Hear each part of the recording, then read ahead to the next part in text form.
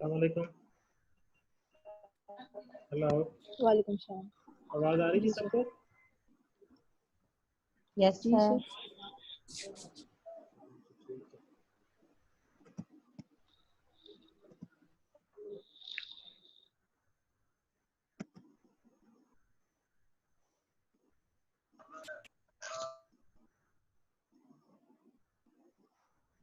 Bismillahirrahmanirrahim. Today's topic for the discussion is the orthognathic surgical treatment.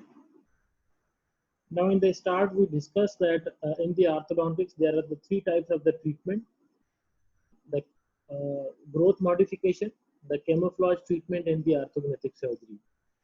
Now in the orthodontics there are the two types of the problem: the skeletal problem and the dental problem. If the patient have any skeletal problem and the patient is in the growing age, we will go for the growth modification. We will modify the growth of the maxilla or the mandible and correct the discrepancy. If the patient's growth is over and the patient has a skeletal problem, then depend on the severity of the problem, we can opt either the camouflage treatment or the surgical treatment. If the patient's problem is the severe, in the class 3 malocclusion, if the problem is moderate to the severe, and in class 2 malocclusion, if the problem is mild to moderate, will be corrected with the camouflage treatment. Only the severe problems will be treated with the orthognathic surgery. So if we plan for the orthognathic surgery, so the steps of the orthognathic surgical treatment will be first of all the pre-surgical orthodontic phase. In the pre-surgical orthodontic phase, we will correct the malocclusion, we will correct the dental problems, and will prepare the patients for the orthognathic surgery. So initially the orthodontic phase, that would be approximately for 18 months. During that phase, we might do the extractions of the teeth, close the spaces, align the arches, coordinate the arches, and then we'll go for the orthognathic surgery. And after the orthognathic surgery, again there will be a phase of the orthodontics that is approximately for 4 to 6 months. That is just for the finishing or the detailing of the occlusion.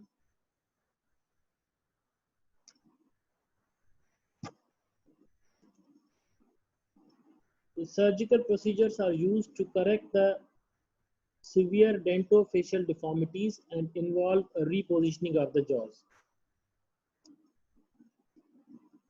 We will discuss the indications, diagnosis, treatment planning, then the sequence of the treatment, the common surgeries, and then the stability and the relapse in case of the orthognathic surgeries. Indications for the orthognathic surgery, that is severity of the skeletal and the dental malocclusion, when growth modification cannot be achieved, aesthetic and the psychosocial considerations. Okay, जैसे हम problems, orthodontic problem, we deal the orthodontic problem in all the three dimensions, anterior, posterior, vertical and the transverse. So exactly same in the orthodontic surgery cases, depend that the problem is in the anterior posterior plane, transverse plane or the vertical plane. ठीक है, usual ये concept होता है कि ऑर्थोग्नेटिक surgery जो है वो just anterior posterior discrepancies, no it is not only for the anterior posterior or the surgical discrepancies, but exactly same for the transverse discrepancies and the vertical discrepancies. So in the transverse plane, the cross bites in the adult patients, अगर growing patient है तो उसका आप easily कोई appliances देते हैं, sutures open हो जाते हैं एंड क्रॉस बाइट करेक्ट हो जाती है. But if the patient is the adult, growth is over, sutures उसके क्लोज हो चुके हैं and the patient as an skeletal discrepancy, तो डेफिनेटली उसमें आपको सर्जरी प्लान करनी पड़ेगी to correct the transverse discrepancies. In the sagittal plane, also known as the anterior posterior plane, severe class 2 malocclusion and the class 3 malocclusion. So in the class 2 malocclusion, problem can be either in the maxilla or the mandible. Maxilla क्या हो सकता है? Maxilla prognathic हो सकता है, mandible retrognathic हो सकता है. यहाँ either the maxilla is normal and mandible is retrognathic. So the discrepancy can be either in the maxilla or the mandible. तो जो surgical plan होगा, that is according to. If the discrepancy or the problem is in the maxilla, we will plan for the maxillary surgery. And if the problem is in the mandible, we will plan for the mandibular surgery.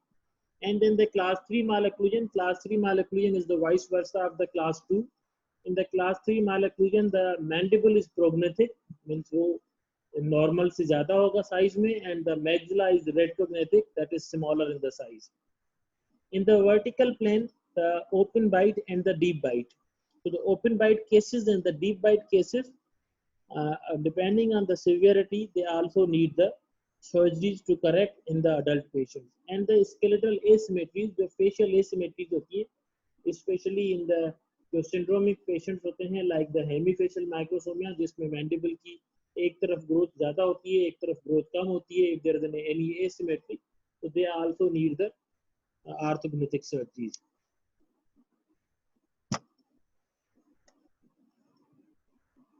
Criteria for the orthognathic surgery: severe class 2 malocclusion and moderate to the severe class 3.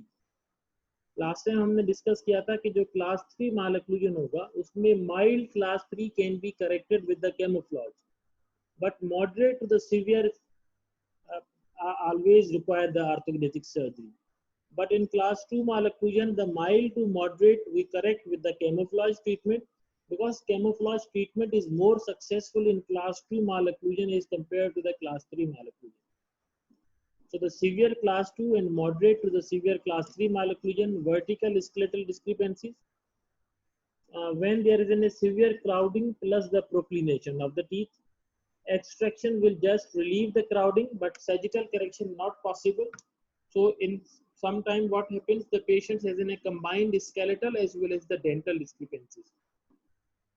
So extractions of the teeth will just correct the dental discrepancy, but for the skeletal we will have to plan for the orthognathic surgery. Non-growing patients with more than mild discrepancies. Timing of the surgery, they are usually done when all growth is complete.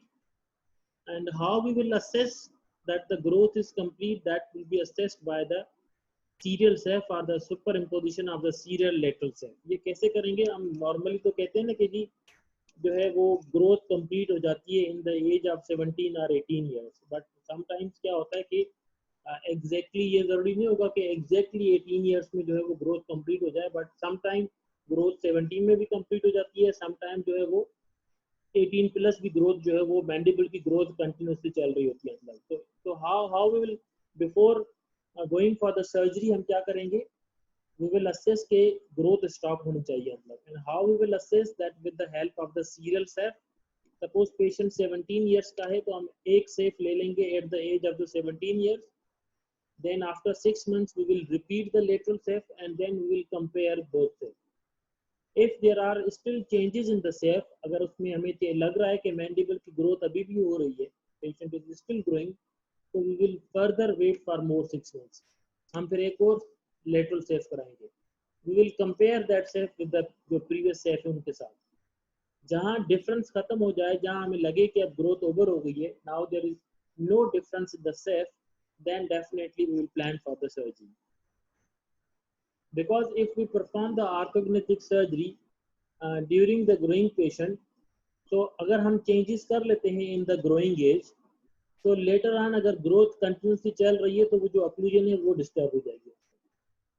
जब occlusion disturb हो जाएगी तो then definitely जब growth complete हो जाएगी तो occlusion को settle करने के लिए हमें बहुत ज्यादा अगेन ऑर्थोडोंटिक ट्रीटमेंट करनी पड़ेगी. How we will diagnose the patients with the orthognathic surgeries जिसमें स्केलेटल डिस्क्रिपेंसीज हो, अगेन डिपेंड वही सेम जो क्राइटेरिया है कि हिस्ट्री आप लेंगे पेशेंट्स की, क्लिनिकल इवेल्युएशन करेंगे, clinical evaluation on the frontal pictures, profile pictures, soft tissue assessment, dental health and the occlusal assessment. So after the history and the clinical examination, and then definitely the radiographic evaluation, especially the cephalometric evaluation. तो हम history, clinical examination and the lateral SAF से हम finalize करेंगे कि patient has an वो skeletal problem है and what type of the skeletal problem. किस plane में है, एंटीरियर पोस्टीरियर प्लेन में है, वर्टिकल प्लेन में है या ट्रांसवर्स प्लेन में है, number 1. Number 2, the severity of the problem क्या है, मतलब स्केलेटल सिवियरिटी कितनी है एंड द डेंटल सिवियरिटी कितनी है.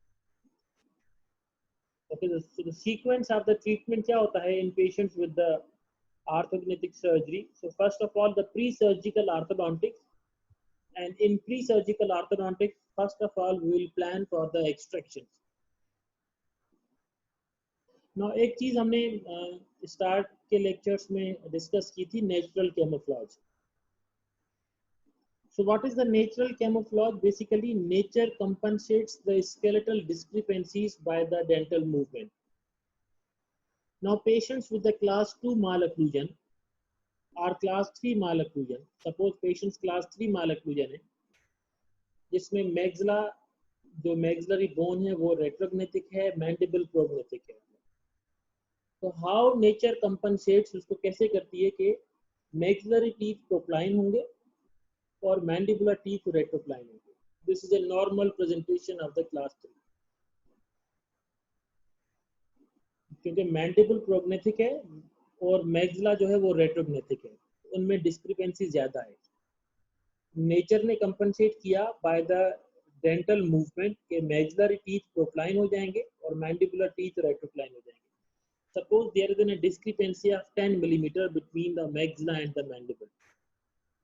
10 millimeter की डिस्क्रिपेंसी है, ठीक है, जो आपकी स्केलेटल डिस्क्रिपेंसी है. तो अपर टीथ अगर प्रोक्लाइन कर लें 3 to 4 मिलीमीटर, लोअर टीथ रेट्रोक्लाइन कर लें 3 to 4 मिलीमीटर, तो वो डिस्क्रिपेंसी 10 मिलीमीटर से कम होके हमें लगेगी कि ये 1-2 मिलीमीटर की डिस्क्रिपेंसी है. तो ये उसकी क्लिनिकल प्रेजेंटेशन हो जाएगी सब. तो इसको कहते हैं natural camouflage. So whenever we will plan for the orthognathic surgery, तो हम क्या करेंगे, ये जो नेचुरल कैमोफ्लेज है इसको डीकम्पनसेट करेंगे. मतलब जो नेचुरल कंपनसेशन हुई है इसको हम डीकम्पनसेट करेंगे. मतलब कैसे डीकम्पनसेट करेंगे? we will bring all the teeth into the normal position, ताकि वो अपने बोन में, अल्विलर बोन पे नॉर्मल पोजीशन में आ जाए, उनकी नॉर्मल इंक्लिनेशन में आ जाए. जैसे क्लास 3 मालअक्लूजन में अगर अपर टीथ प्रोक्लाइंड है और लोअर रेट्रोक्लाइंड है, तो हम क्या करेंगे, अपर टीथ को रेट्रोक्लाइन करेंगे into the normal inclination and lower teeth को प्रोक्लाइन करेंगे into the normal inclination, so that जो एक्चुअल स्केलेटल प्रॉब्लम है वो हमें ऑब्वियस नजर आना चाहिए. बिकॉज ऑफ नेचुरल कैमोफ्लेज वो जो स्केलेटल डिस्क्रिपेंसी थी वो मास्क हुई थी, ठीक है. तो उसको ऑब्वियस बनाने के लिए नॉर्मल पोजीशन में लाके हम एक्चुअल पोजीशन में लाएंगे, ताकि ये उसकी एक्चुअल डिस्क्रिपेंसी, क्योंकि एक्चुअल डिस्क्रिपेंसी पे लाके उसके बाद हम करेक्ट करेंगे। तो in the presurgical orthodontic phase we do the extractions. Suppose अगर अपर टीथ प्रोक्लाइन है, उनको रेट्रोक्लाइन करने के लिए हमें स्पेस चाहिए एंड हम एक्सट्रैक्शंस करेंगे।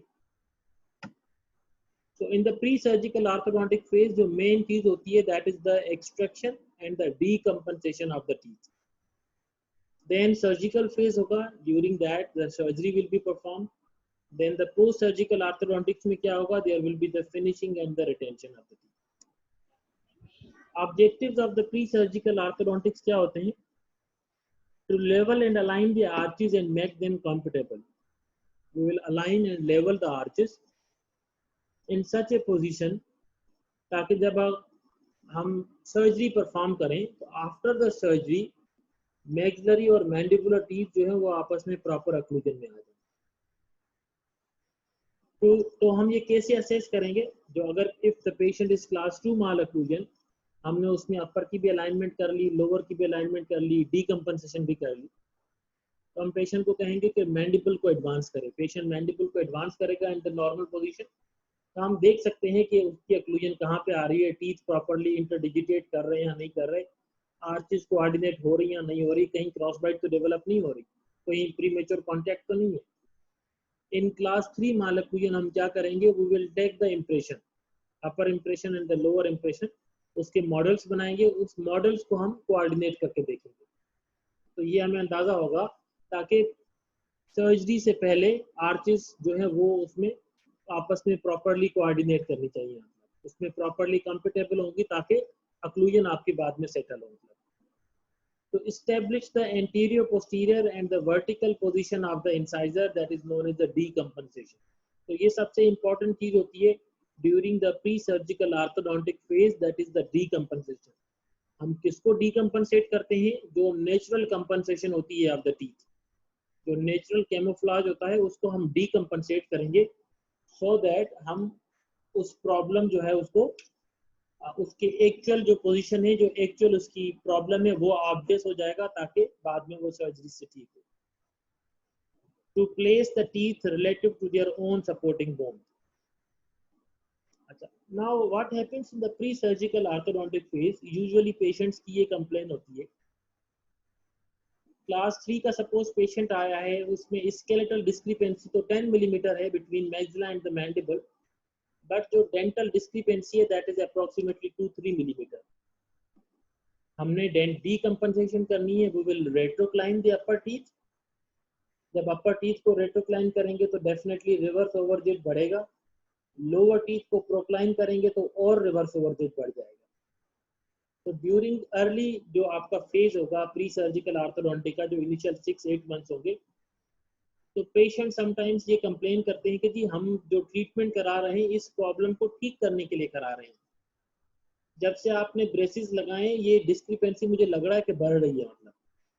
तो you have to counsel the patients कि ये डिस्क्रिपेंसी क्योंकि ऑब्वियस हो जाती है, वो पहले मास्क हुई होती है because of the camouflage of the teeth, वो उसको हम डीकम्पनसेट कर रहे होते हैं, तो डिस्क्रिपेंसी ऑब्वियस नजर आना शुरू हो जाती है। तो आप पेशेंट को गाइड करेंगे कि हम जो टीथ को मूव कर रहे हैं उनको नॉर्मल पोजीशन में मूव कर रहे हैं, ताकि आपकी करेक्शन जो है वो हम जॉज की मूवमेंट से कर सकें।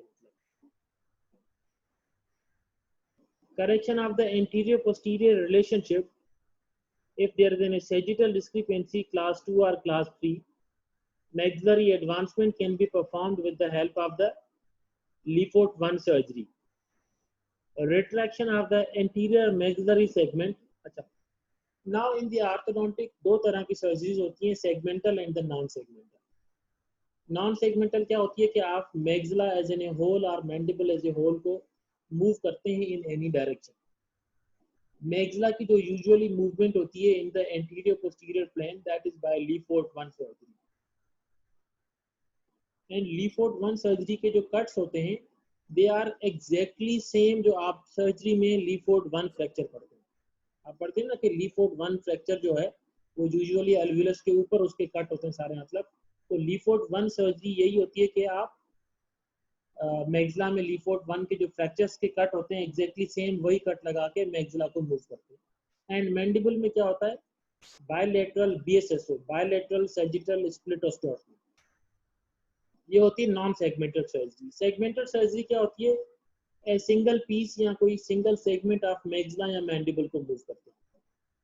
जैसे अगर मैग्जिला का आप एंटीरियर सेगमेंट है, suppose posterior occlusion is very well settle, there is problem only in the anterior segment.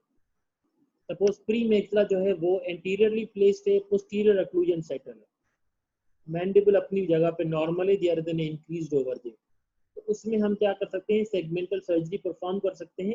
That is known as the surgery of the anterior segment only.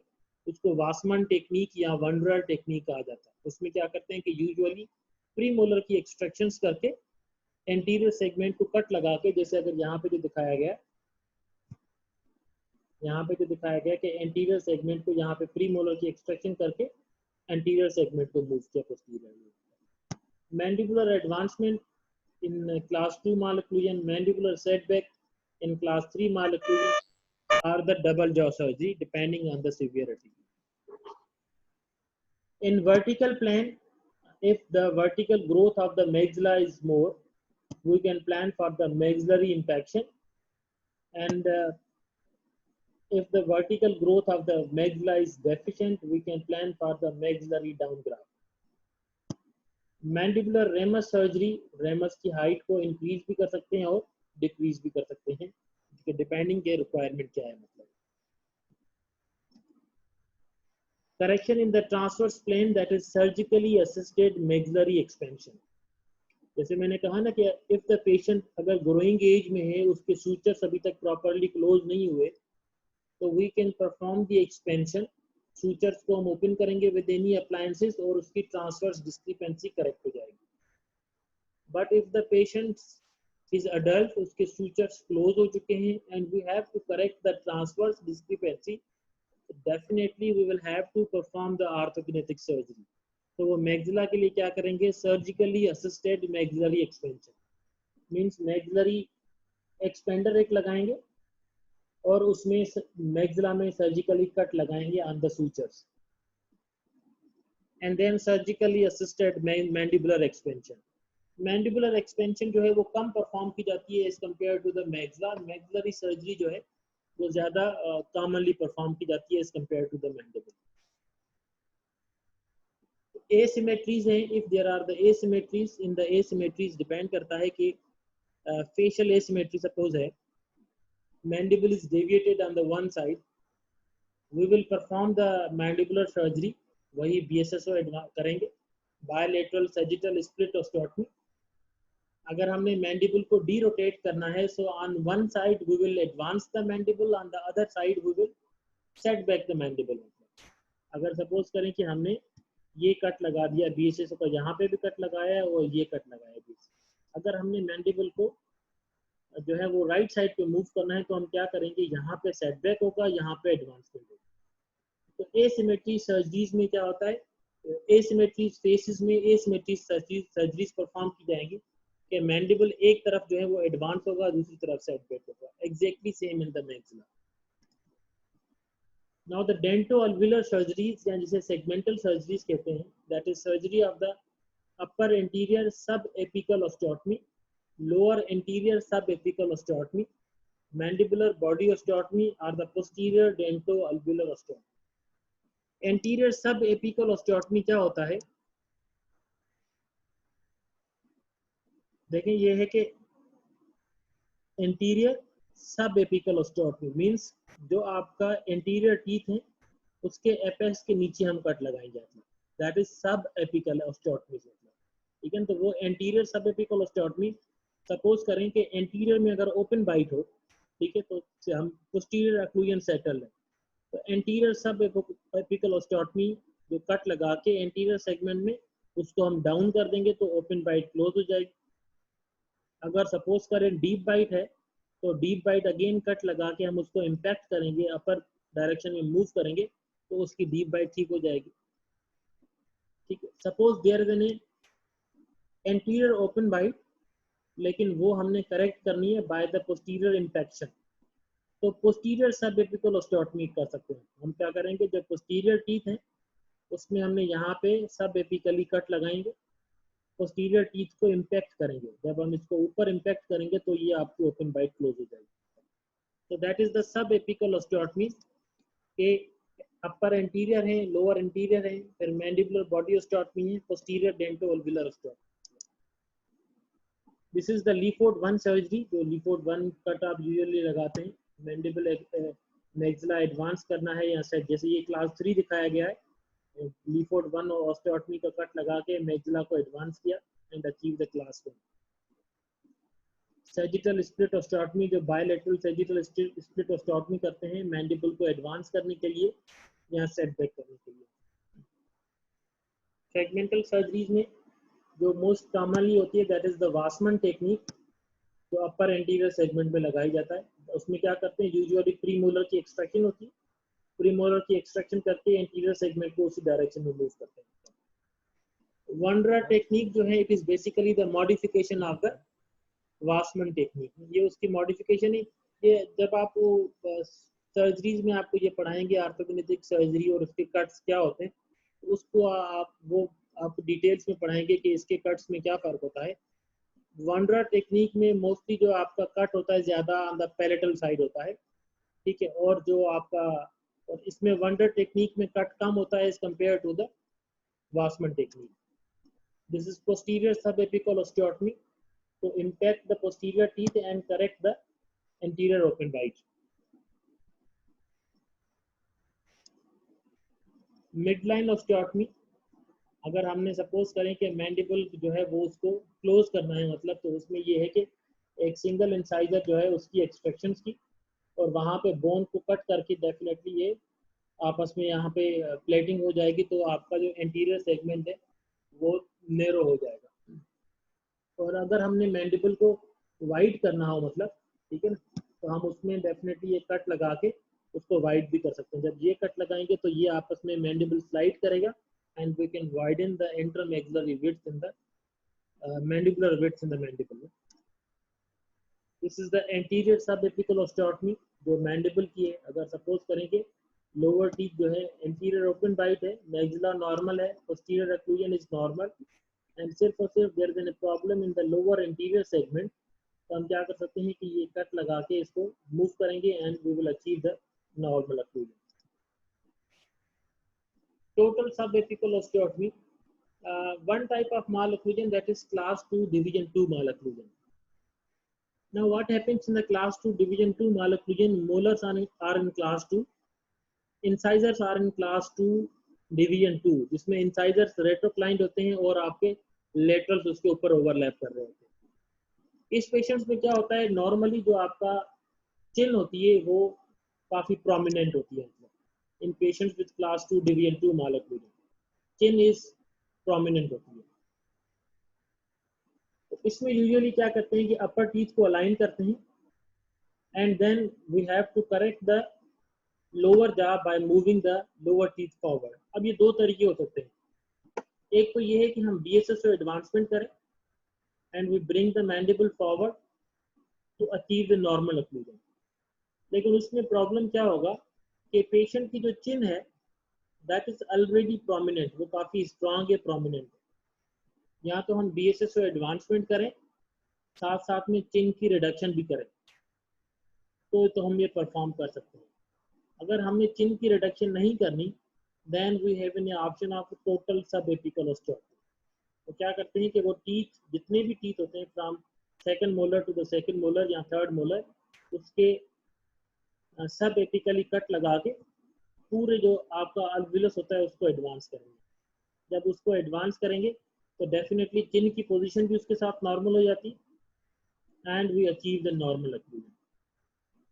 But on a surgical point of view, अगर आप surgeon से पूछें कि जी एक patient है उसकी सब apical, total सब एपिकल ऑस्टियोटमी है और दूसरे का जो है वो हमने BSSO और चिन की रिडक्शन करनी है, so surgeon will be more happy with the BSSO and the chin reduction because वो BSSO and chin reduction is easier as compared to the total subapical osteotomy, क्योंकि BSSO में तो सिर्फ posteriorly यहाँ दो साइड पे कट लगेंगे तो वहाँ पर वो इजी होता है, वहाँ पर सिर्फ दो नर्व्स होती हैं, that is inferior alveolar nerve, तो वो दोनों को सेव करते हैं। टोटल सब एपिकल ऑस्टियोटमी मूविंग, जो आप कट लगाना बिहाइंड ऑल द टीथ जो है उनके एपिकल एरिया पे, वो काफ़ी डिफिकल्ट होता है। तो सर्जन भी प्रेफर करते हैं कि BSSO हो रादर देन द टोटल सब एपिकल ऑस्टियोटमी। बट याद रखिए कि इंडिकेशन क्या होती है टोटल सब एपिकल ऑस्टियोटमी की, class 2 division 2 माल-ऑक्लूजन in which the chin is already strong and we have to correct this by the orthognathic surgery. इसमें हम लोअर में टोटल सब एपिकल ऑस्टियोटमी करके एडवांस करेंगे। Fixation and the impact on the stability, वो definitely अब तो जो है वो रिजिड फिक्सेशन होती है, मतलब मिनी प्लेट्स लगाते हैं या स्क्रूज लगाते हैं for the fixation, bone screws हो गए, पिन हो गए, तो इससे डेफिनेटली स्टेबिलिटी बेहतर होती है ऑर्थोग्नेटिक सर्जरी की। इससे पहले जब IMF वगैरह होते थे तो तब रिलैप्स के चांसेस ज़्यादा होते, बट क्योंकि अब रिजिड फिक्सेशन होती है तो ऑर्थोग्नेटिक सर्जरी की stability is better. Diagnostic record, okay, one more thing कि जब भी हम सर्जरी परफॉर्म करेंगे इन द ऑर्थोग्नेटिक सर्जरी, तो before going to the surgical procedures हम क्या होते हैं, we perform the model surgery. तो कैसे मॉडल सर्जरी करेंगे? मॉडल सर्जरी करके we have to make the wafer और द स्प्लिन। सपोज हमने प्री सर्जिकल फेज किया, प्री सर्जिकल फेज में we align the teeth, we decompensate the arches, normal जो आपने उसकी इंक्लिनेशन है टीथ की वो आ गई, patient is ready for the surgery.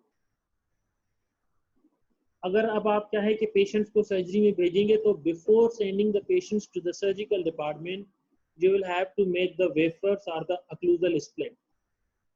वो कैसे करेंगे? हम पेशेंट का फेसबो रिकॉर्ड लेंगे, फेसबो रिकॉर्ड लेके उसका अपर इंप्रेशन एंड लोअर इंप्रेशन लेंगे, मॉडल्स बनाएंगे, उसको आर्टिकुलेट करेंगे।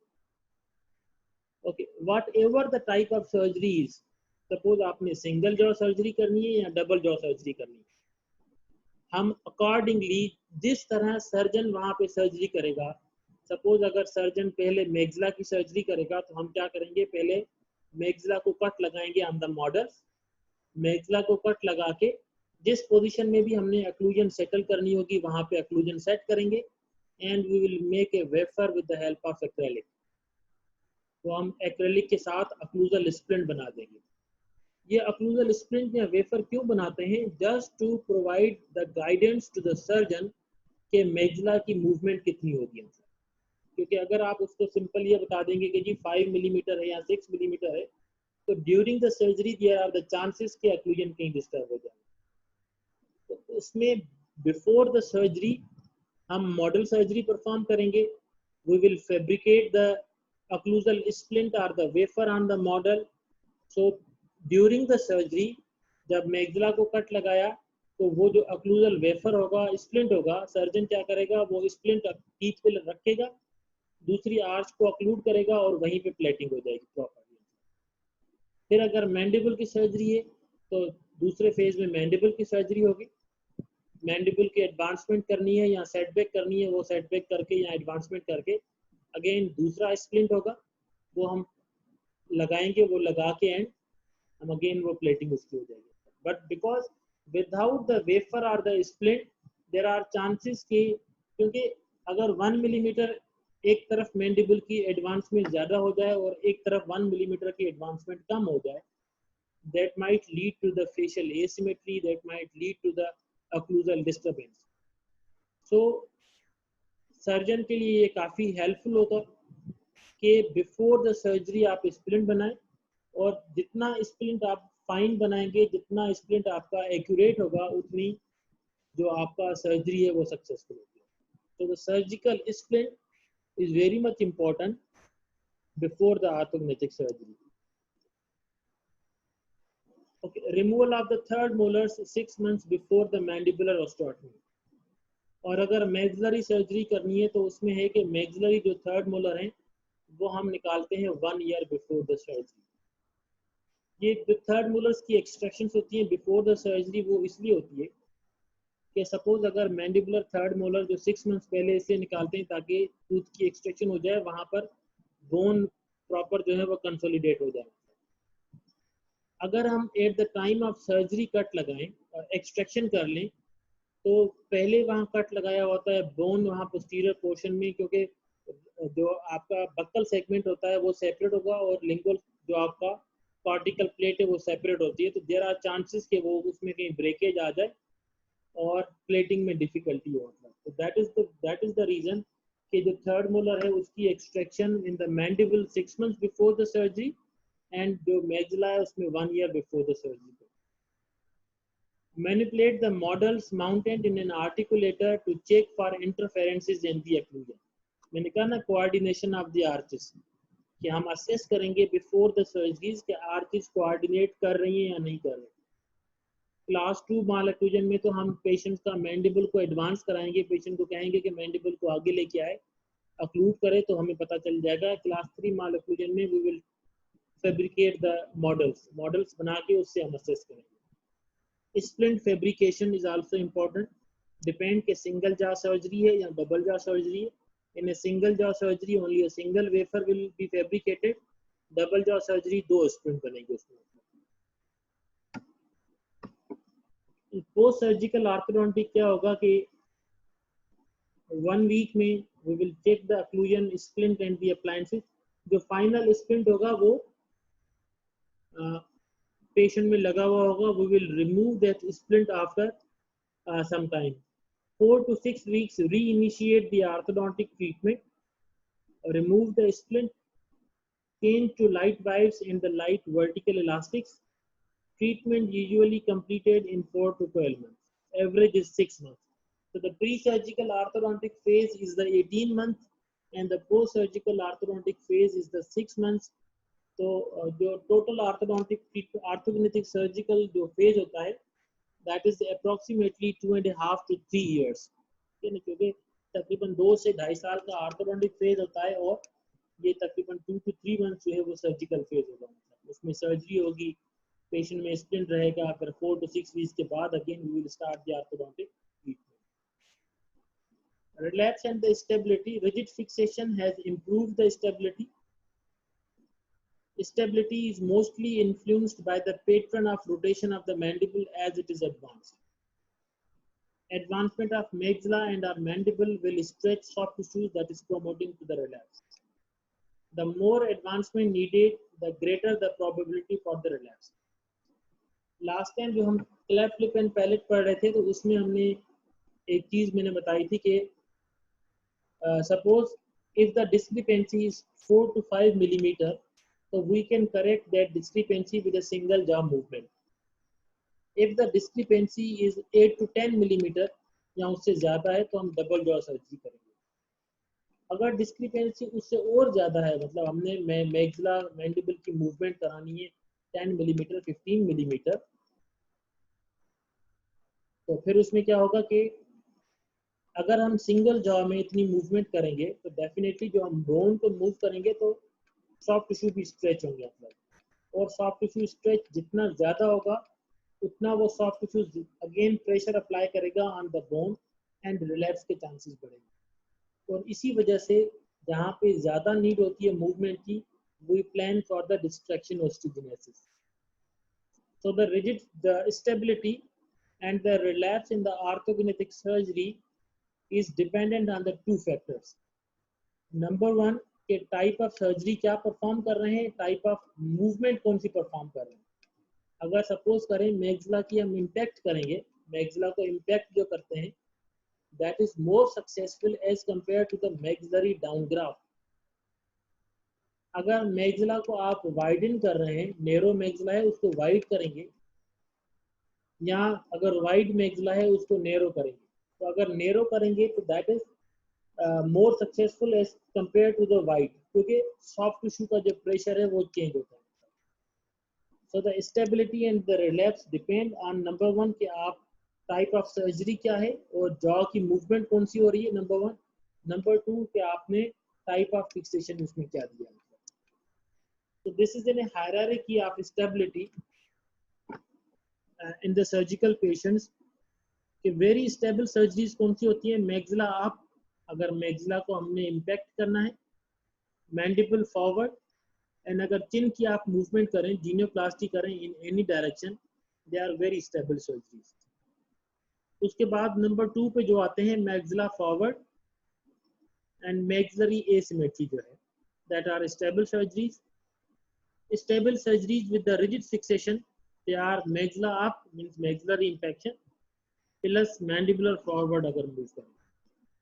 Maxilla forward and the mandible back are mandibular asymmetries.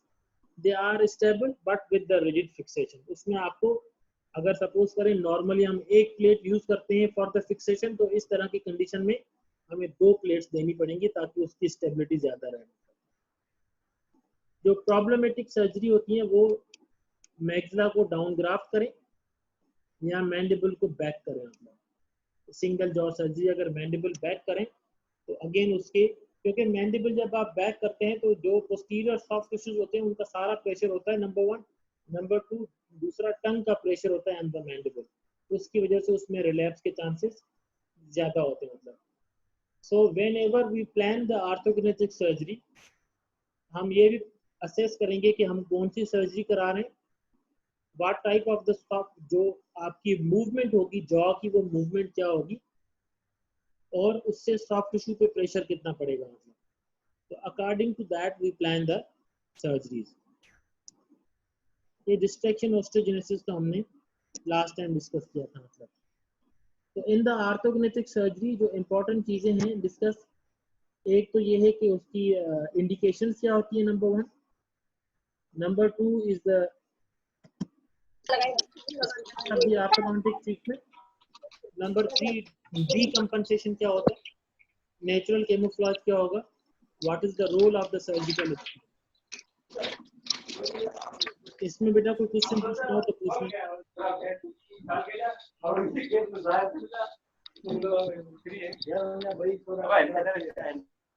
बेटा किसी ने पूछना कोई क्वेश्चन?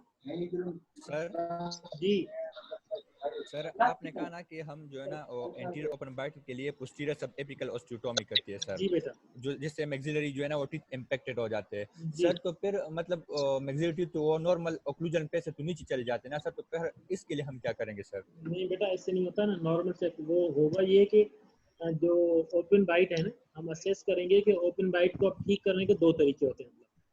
एक तो ये है कि यहाँ तो एंटीरियर टीथ है उनकी हम एक्सट्रूजन कराएं, या पोस्टीरियर टीथ है उसकी इंट्रूजन कराएं. ठीक है ना. अच्छा, अगर सपोज करें हमने असेस किया है कि जो एंटीरियर टीथ हैं उनका इंसाइजल शो भी नॉर्मल है, हर चीज ठीक है, प्रॉब्लम पोस्टीरियर में है. ठीक है. अच्छा, जैसे इस तस्वीर में तो उन्होंने नहीं दिखाया हुआ कि यहाँ पे स्टेप है, बट यूजुअली क्या होता है यहाँ पे स्टेप होगा. एंटीरियर टीथ जो है वो सेपरेट होंगे मतलब, और पोस्टीरियर टीथ सेपरेट होंगे मतलब पूरा स्टेप होगा यहाँ पे ना. ये नीचे होंगे, ये ऊपर होगा मतलब. तो वो जब हम उसको इम्पैक्ट करेंगे तो वो स्टेप ठीक हो जाएगा. जैसे आपको ये लग रहा है ना कि ये सारी एक ही वायर में है, मतलब एक लाइन में, लेकिन ऐसे होता नहीं है. मतलब वो पोस्टीरियर पोर्शन सेपरेट होता है, एंटीरियर पोर्शन सेपरेट होता है. तो जब हम उसको इम्पैक्ट करेंगे तो वो फिर एक लाइन में आ जाएंगे सर. लेकिन अगर ओपन बाइट स्केलेटल प्रॉब्लम की वजह से हो सर? जी जी. फिर हाँ, तो ये स्केलेटल है तो इसीलिए तो हम पोस्टीरियर सब एपिकल ऑस्टियोटॉमी कर रहे हैं सर. तो उसमें तो टीथ फिर नॉर्मल वो अलाइनमेंट में नहीं होते एंटीरियर टीथ और पोस्टीरियर टीथ. एंड बेटा देखिए ये जब मैं आपको एक सेकंड बताता हूँ.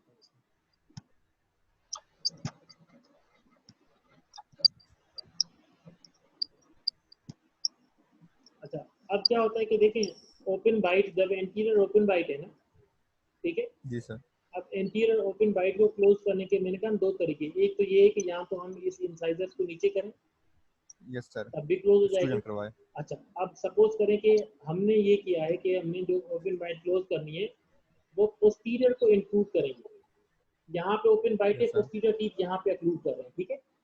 जब पोस्टीरियर टीथ को हम इंक्लूड करेंगे तो क्या होगा कि ये मैंडिबल और आगे आएगा, आगे आके ऐसे यहाँ पे क्लोज हो जाएगा. जी सर. तो जो सर्जिकल केसेस होते हैं जिसमें अगर सपोज करें कि ओपन बाइट स्केलेटल है, ठीक है, अब हमने कहा कि ओपन बाइट स्केलेटल है, अब उसको ठीक करने के एक तो ये है कि जैसे ये ओपन बाइट है, हम लीफोर्ड 1 का कट लगाएं. ठीक है.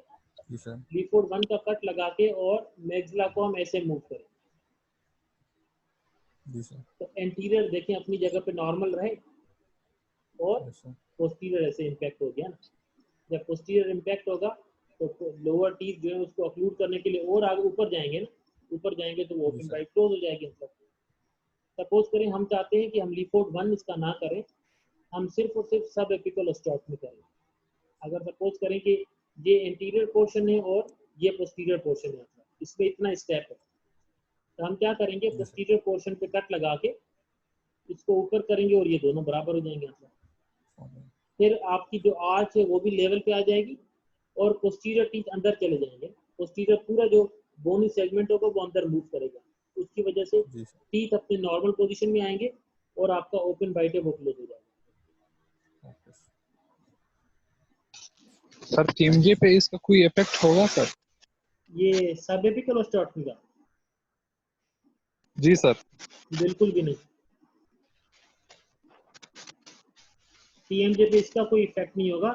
जो टीएमजे पे सर्जरीज बेसिकली अफेक्ट कर सकती है ना, मतलब कि जब बीएसएसओ प्लान करते हैं, ठीक है ना, बायलैटरल सर्जिकल स्प्लिट ऑस्टियोटमी जब भी प्लान होती है ना, तो उस वक्त सर्जन क्या करता है कि जो आपका रेमस है वो स्टेबल पोजीशन में रहे, रेमस को वो मूव नहीं करेगा, ताकि कंडाइल अपनी नॉर्मल पोजीशन में रहे।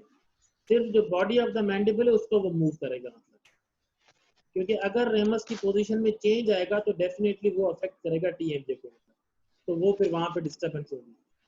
तो ड्यूरिंग द सर्जरी के दौरान सर्जन ये वहां पे जो है वो करेगा कि आपका जो पोस्टीरियर पोर्शन है जो रेमस है उसकी पोजीशन स्टेबल रहेगी।